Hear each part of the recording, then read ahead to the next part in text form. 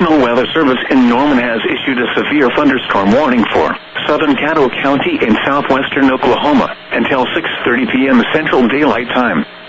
At 5:44 p.m. Central Daylight Time, a severe thunderstorm was located 4 miles southeast of Carnegie, moving northeast at 30 miles an hour. Expected hazards include 60 miles an hour wind gusts and quarter-size hail. Severe weather has been confirmed by trained spotters reported quarter to half-dollar size hail earlier, several miles south of Carnegie. The following impacts are expected. Hail damage to vehicles is expected. Expect wind damage to roofs, siding, and trees. Locations impacted include Carnegie, Binger, Fort Cobb, Eakley, Fort Cobb Reservoir, Alfalfa, and Albert.